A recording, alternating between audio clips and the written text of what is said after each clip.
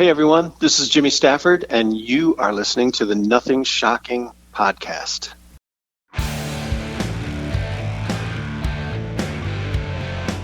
Want to know what's going on in the world of music? Then tune in to the Nothing Shocking podcast, a non-genre based, all ages friendly rock and roll program. Join us weekly for interviews with all your favorite rock stars from the mainstream to the underground. You can find us at nothingshocking.libsyn.com or anywhere you download podcasts.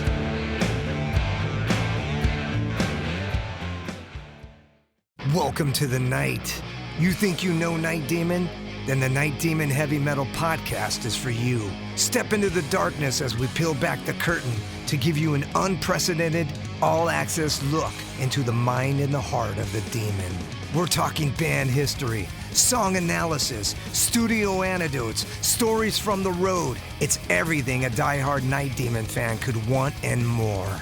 This is the only place to learn the inside scoop, the deep dive trivia, the untold tales from the band members themselves and those closest to the Night Demon story. Need more? The sacred Night Demon Crypt will be pried open to reveal demo recordings that have never before seen the light of day, all with in-depth commentary by the band and the people who were there for the writing and recording process. This is a gold mine, a treasure trove of all things Night Demon. Head over to nightdemon.net or wherever you listen to podcasts. We're putting the band back together. The numbers all go to 11. I'm talking about bands that rock. Led Zeppelin. What about Sabbath? AC/DC. Motorhead. Does that mean it's louder? Is it any louder? Well, it's one louder, isn't it? We're not worthy! We're not worthy! Why don't you just make 10 louder and make 10 be the top number and make that a little louder? These go to 11. I get up off the ground and raise my head. Days like this, think I should be dead. One for Satan, two for me. Let's cheat the devil, it's fun, don't you agree?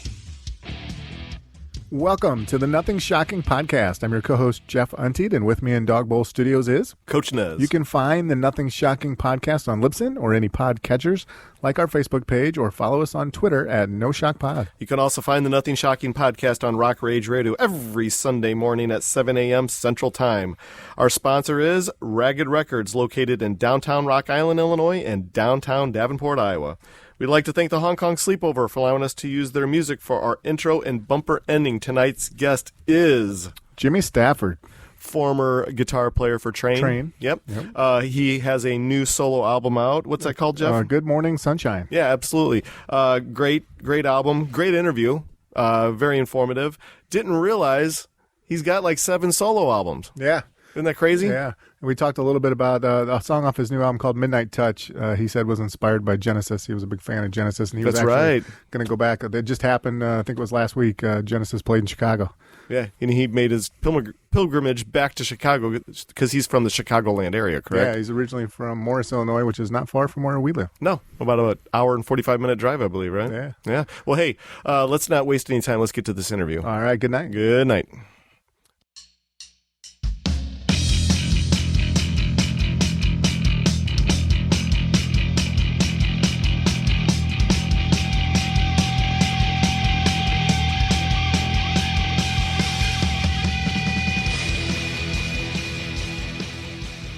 Jimmy, welcome to the Nothing Shocking podcast. I'd like to introduce to you my co-host, Jeff Untied. Jimmy, this is going to be fun to talk to you tonight. Hi, Jeff. You sound like you're sitting farther away than Eric is. He might be a little bit. I'm also soft-spoken, so I'll try to speak up.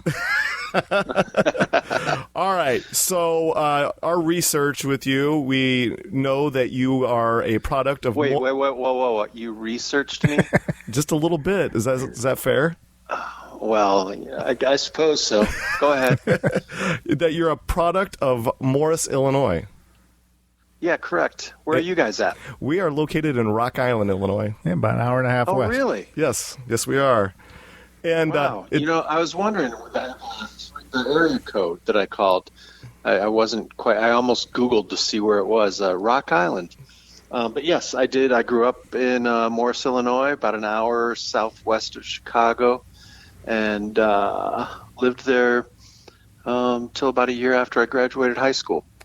So you are a Morris High School alumni, a Redskin, correct? Oh, yeah, correct. Were you a product of the football program? I played pre-high school football. I forget. I don't know what they called it. And then I played my freshman year of high school football. But that's when I got heavily. I mean, I was into music and playing guitar before high school for years. But in high school is when it became serious. And after my freshman year, I realized that school, as all schools are in Illinois, is very serious about their football. And I'm a huge sports fan. I love sports, but I'm not really cut out to play sports. And I knew that I had to choose one or the other, because if I got hurt playing football, I wasn't going to be playing music, you know? Yeah, you got to protect those hands. I only played 1 year of football, and then then the next year, the Morris Redskins went to state. Yeah. And they go to state pretty consistently over the years. Yeah, they're kind of it's a football town for sure. It is. I had the luxury of going to Morris for an interview. I'm a school teacher by day. When I first graduated from college, and I got to meet the superintendent there, and I believe it was for an elementary position. The principal was fantastic. I just kind of fell in love with the town. Didn't get the job, so here I am back in Rock Island. Grew up in Rock Island, teaching in Rock Island now. Yeah, right on. I got family in Indiana, and we stop in Morris about halfway all the time. We stop at a place called Bozo's Hot Dogs. To where? Bozo's Hot Dogs. Oh yeah, man. Yep, right. When you get off Route 80, going south. That's awesome. Yeah. Well, hey, enough talk about hometowns and all that good stuff. Let's get right into this. So, COVID-19 has caused a havoc within the music community for over a year and a half now. How have you kept yourself busy? I had left the band before that happened. I left Train in 2016. Played with them through that year, but so by the time all the COVID stuff hit, I was already a full-time at-home dad, and it didn't, honestly, it didn't really affect me that much. I'm a bit of a homebody, anyways, an introverted type of guy, and I think it affected my wife a little bit more, who's now my ex-wife. She was also from Morris. But I was divorced earlier this year. Oh, sorry to hear that. Yeah, but it's it wasn't really COVID related. But she didn't take to the being cooped up as well as I. For me, it was like just an excuse to stay home and not have to go out, She's like, now I don't have to go out for date night once a week. But I mean, it was terrible, and we're still dealing with it on some level, especially down here. I don't know what it's like up there, but I live in the South, and people don't really take to the whole mask thing, and even believing in vaccines and stuff down here is it's a little bit crazy, and so I'm still. So, anyways, to answer your question, I did a lot of writing. When I left the band, I started writing my own music, just stuff that had been kind of bottled up for years. It's like, I mean, I was with Train for 22 years, and fully committed. That was my band, And so any and all of my writing went towards that, whether my ideas got used or not. Like, that's where my focus and my attention was. So I was always a collaborator for, 22 years. And after I parted ways with Train, I all of a sudden had freedom. I hadn't really thought about that beforehand, but it took me a while to realize it. And when I did, it just kind of, the floodgates opened, and I just started writing and recording my own music. So that's what I did a lot during the COVID time. I mean, up until now. Oh, very good. You've most recently released your latest solo album, Good Morning Sunshine. Can you talk more about the writing and recording process of this album? Yeah. I mean, it's funny, you know, they're all kind of the same process. I mean, I kind of write and record at the same time. So, you know, I might write and record and have a finished song recorded like within a few weeks. You know, it depends on how quick like lyrics and stuff like that come. But, you know, when you're in a bigger band like I was for years, the typical cycle is to write and record a record, and then to go tour a record. And that cycle typically takes 2 years, sometimes a little more, sometimes a little less. But, you know, you write, you record, you release your record, you do all the promotion, you go tour, and then you start it all over again. I'm not playing live and have no plans to play live. And I'm not doing a whole lot of promotion. So that really knocks like a year off of that cycle. Yeah. I'm just doing the writing, recording, and releasing part. And then once I release a record, like I just did recently, as you said, I just start the cycle over again. So my cycle's like half of what it was when I was in train. So I'm kind of putting out double the product, you know? So yeah, that's kind of how I go about it. I have a home studio. I also have a lake house 90 minutes away from here, and I have a very similar studio set up there. So I kind of, you know, go between the two houses. You know, I spend more time at the lake in the summer when it's nice to get out on the boat and stuff. But, you know, I can record there, and then I can come home and work on the same stuff here. You know, it all transfers, you know, to the same gear, and it's kind of a nice little setup that I have going. But, you know, I'm taking a little time off this winter, I think, from writing, although I already wrote a song since I released that record that I'm really excited about. Nice. Very good. Can you tell us a little bit about writing the song Brian Jones and the inspiration behind it? Oh yeah. You know, I really like that song. For one thing, I'm a music fan. Yeah. You know, and I grew up in like the 70s, and like, but I didn't become a Stones fan till like later 70s. But now I'm a huge Stones fan. Love the Stones. I've seen them a few times live, and I watched a documentary on, I believe it was on Amazon. What was it called? The Life and Death of Brian Jones, something like that. You guys can check me on that afterwards if you want. But but I watched this documentary, and it was really interesting, and kind of I don't know, a little bit made you wonder about the conspiracy theories behind his death, you know, and was it really a drowning? Did he really drown in a pool? And I mean, if you watch this documentary, you kind of leave thinking that he didn't drown. Like, it sounds like he might have been a little foul play involved. But anyways, watching that documentary inspired me to write that song. I wrote it the very next night after watching the documentary. Oh, cool. Yeah, I do remember that documentary. So I haven't seen it, but I'll look that up. You talked a little bit about. It's really good. Check it out. You talked a little bit about being an introverted type of guy. Can you talk a little bit about the transition into being a musician and being introverted, and yet you have to be there up in the front? Yeah, well, I mean, it's not something that happened after I left the band. I've always been that guy.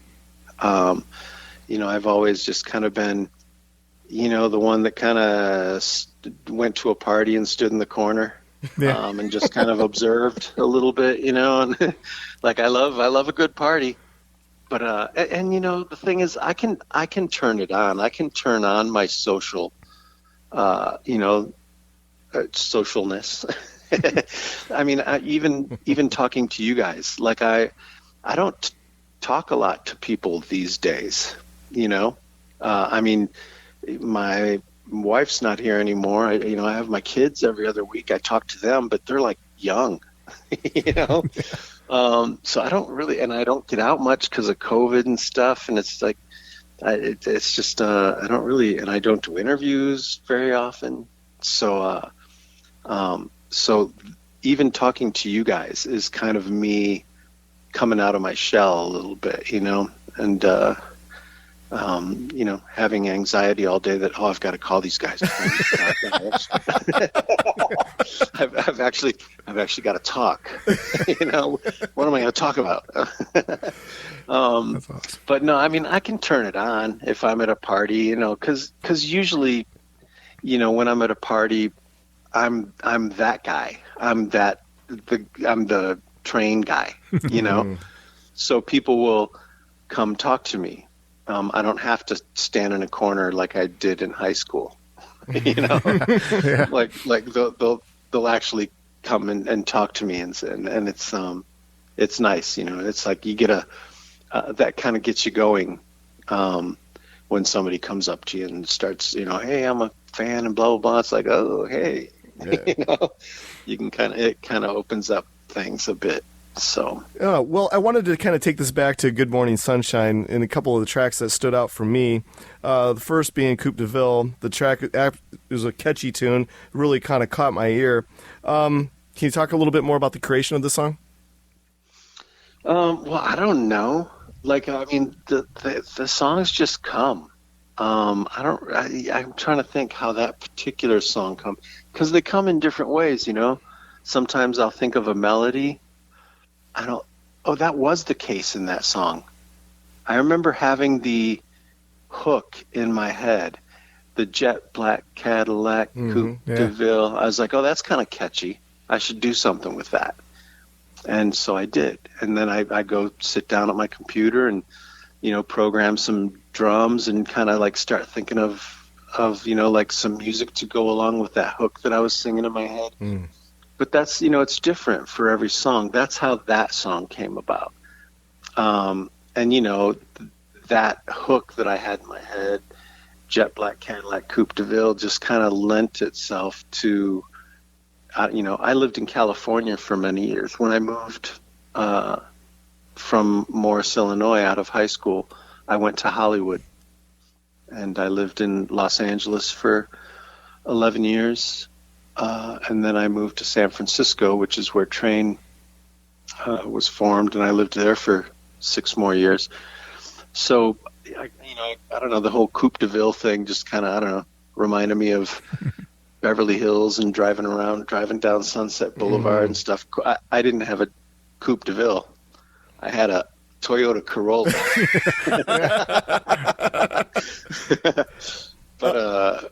But one can dream. Yeah, absolutely. The other track that really stood out for me was "Midnight Touch." It gave me that throwback 70s soft rock feel. Am I totally off by saying that? No, you're totally on. It's fun. That was kind of I bought tickets to go see Genesis, which I'm excited about. It's weird. I used to have these recurring dreams about going to see Pink Floyd. Like when I was, I don't know, in my teens and when living in Hollywood and stuff.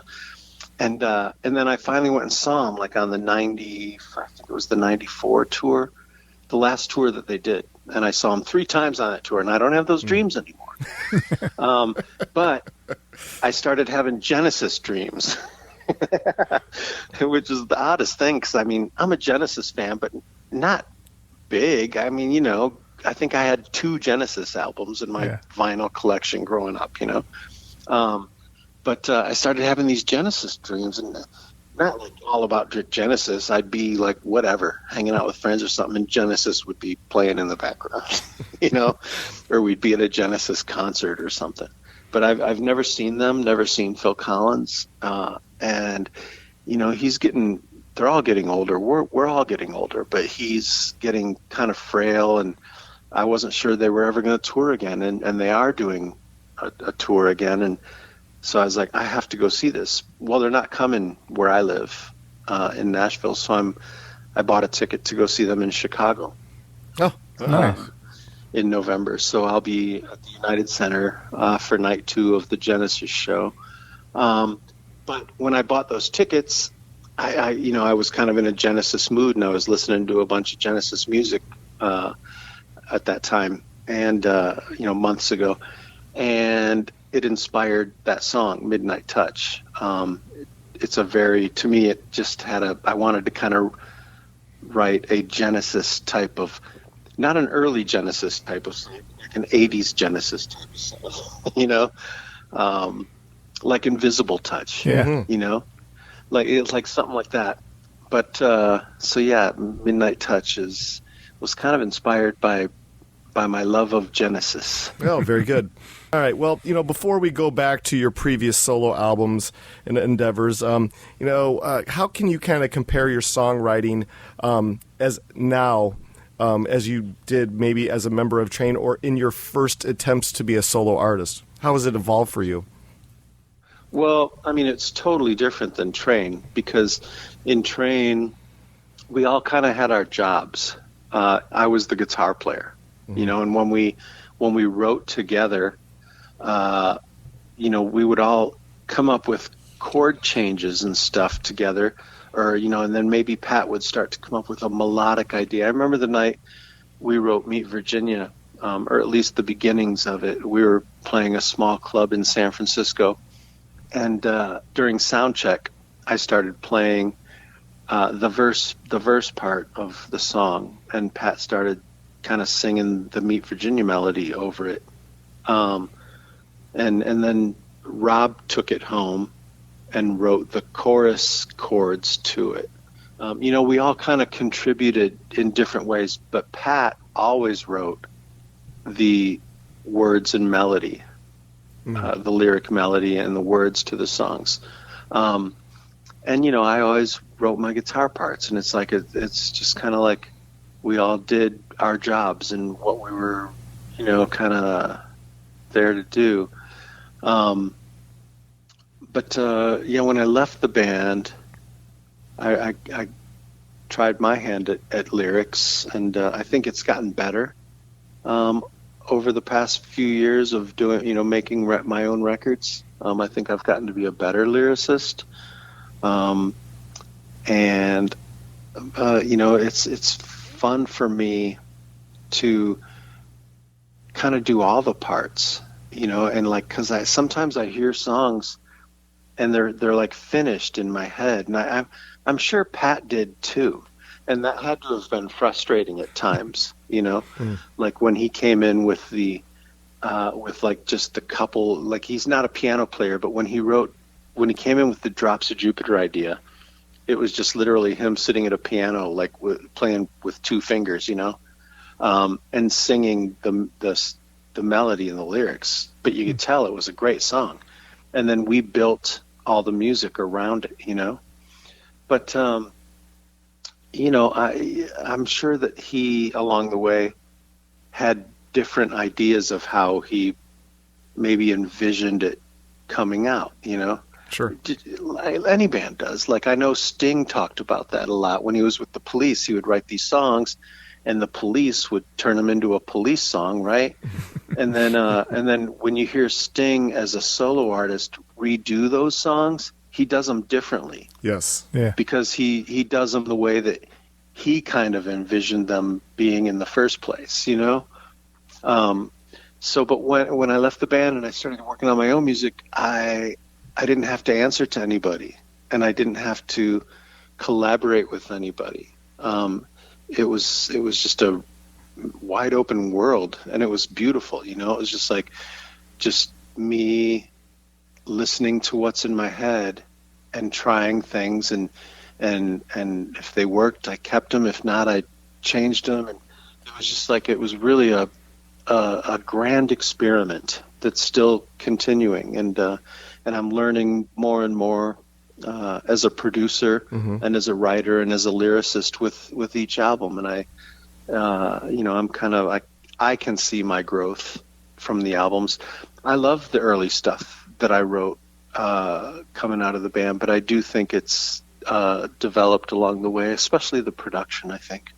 Oh, very good. Yeah. I guess as far as songwriting goes for you now, I guess, and I try to word this the correct way, but as you're writing new music for yourself, do you kind of catch yourself by saying, "Oh, I don't want this to sound like a Train song.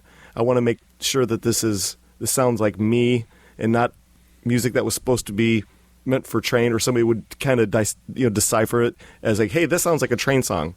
Am I making sense? Yeah, you are, but I don't think like that because, I think a lot of what made Train, sometimes it might have been a guitar lick or something like in, let's say Meet Virginia, like, some of the guitar in that is pretty defining of Train in the early days. But Train went through so many phases and so many band members along the way. When I left Train in 2016, Pat and I were the only 2 original members left of the 5 original members that were on the first 3 albums, so it's just the one constant thing in Train has been Pat's voice. Yeah. And so to me, that's what defines Train as Pat's voice, more than like my guitar or any other instrumentation or anything. In the early days, I think it was the 5 of us. I think we had a thing and a vibe, and like we were kind of a cool band in the early days. Not saying it's not a cool band now, but it's just changed. It's been through a lot of changes. It's a way different band now. But the one constant there is Pat and his voice. And so I don't worry about sounding like Train because I don't have Pat and his voice. I have me and my voice, and I don't write lyrics like Pat does. I don't phrase my lyrics like Pat does. We're very different singers and writers. Very good. Now, I know you said you're not really playing live now. Have you given any thought to doing any kind of like a video stream performance, or what do you miss most about playing live? Well, I really enjoyed playing live with Train a lot. It was probably my favorite part of being in the band was the live performance stuff. And all phases of it. Even the early days when we were just playing small clubs, I loved it. And I just loved the whole growth and every step of the way, all the way to playing, selling out outdoor amphitheaters and playing arenas. It's like it was all great, and I loved every minute of it. But it's a big thing to do. A lot goes into that, especially on that level. And I don't have any plan. I'm older now, and I don't want to do all that again. And I wouldn't be at that level. I'm not going to go out there with, a $250,000 production setup and, and I'm not going to be playing sheds. I would be playing small clubs. I'd have to put together a band. It'd be expensive, and it'd just be like, oh, it just sounds like too much fucking work. It's like I don't think I can. I just don't really have an interest in doing it anymore. The live part of it. Sometimes I write a song that I'm like, man, this would be so fun to play live, but for the time being, I have no plans to do that. That might change, but just for now. What about, like Jeff had referred to doing something like on Veeps or something like that? Is it something that would ever cross your mind? I know, like Verve Pipe has been doing that kind of stuff where they've been doing the Veeps thing, or just like a solo acoustic performance. Yeah, is it something that tickles your fancy ever? Yeah, everybody was doing that, like over COVID, huh? Right. Like that, like everybody, even Train, was doing like acoustic at home, and they weren't even doing it together. Yeah, maybe I'd do something like that, or like people do these online. Yeah, I mean, maybe, I don't know. I recorded some videos that are on my YouTube channel, of, I don't know, I guess it was like 2 albums ago or something of mine, where I recorded a few acoustic versions of just me sitting at home playing, and I even did some, like overdub videos where I would play different instruments, and you'd see like 4 of me playing, Yeah. Which is just a little too much. It's like 3 too many of me. But so I mean, I've kind of delved into it a little bit, but even that is a lot of work, and I don't know. It's funny, we worked really hard in Train. We were like just the hardest working band in show business, always doing radio shows and interviews, and between the videos and the photo shoots and all the television shows and stuff we did, it was like nonstop. And for years, like we just didn't stop. And for decades, for 2 decades, it was just nonstop. And so I guess when I got out of the band, like I just kind of wanted to make music. Does that make sense? Like, absolutely. I didn't want to do all the selling. And the marketing and it wasn't about money for me anymore. You know what I mean? I did good in the band, and money is not an issue for me. And it's not like I want to, and it's not about fame either. I did that too. I've kind of been there and done all that, and I'm good on those levels. My cup is full with fame and money, and now it's just where it wasn't full was with music, and like tapping into what I'm capable of outside of co-writing with a band, like just doing my own thing. And so that's what I've been tapping into, and that's what I've enjoyed. And if I didn't, I wouldn't do that either. Like, I don't really need to do anything right now if I don't want to. I mean, there's lots of good TV and sports on right now, I'm all about it. But I do enjoy the music. I'm doing what I enjoy now, and that's spending time with my kids when I can, and writing music when I'm inspired to do it, and recording it and then releasing it. But like certain aspects of it, like, are work to me. This is work to me, honestly. And I really pick and choose, and like how many interviews and stuff. Look, it's not like people are banging down my door these days to interview me. It's not like with Train, where, because we actually had people, like promoters and marketers and people that worked for us that, that got us interviews and TV shows and all that stuff. I don't have any of those people anymore. It's just me, and I'm not banging on anybody's door. You came to me. Absolutely. And the people that come to me, I'm kind of grateful. I'm kind of like, hey, that's cool. Yeah, I'll do that. Like, why not? But I'm not doing the work on my end. I'm not banging on doors. I'm just basically recording my songs and putting them on all the download and streaming sites, and then I'm moving on. Yeah, very good. All right, so I know the World Series has started, so I got one last question for you, and then we'll leave you alone for the night. Deal?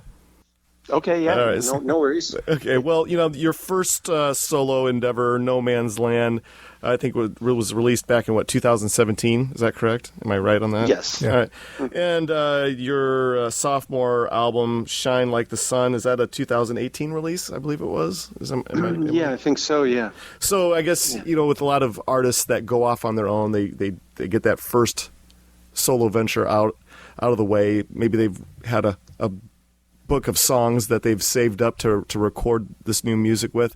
Did you ever feel like on that second album that you released that you were going to have that sophomore slump where you're going to have the writing slump? Like we've heard this so many times where the second album there was this major slump as far as writing. Right. Did it ever happen to you? Yeah, I mean, honestly, it kind of happened in Train a little bit even. That first album did a lot better than people thought it would, and Meet Virginia was a big hit, and the album as a whole was really successful for us as a freshman band. And the second album we recorded was really good, but the original version of that second album didn't have Drops of Jupiter on it. Oh. And the album wasn't called Drops of Jupiter. It was called Something More. And the song Something More was going to be the single. And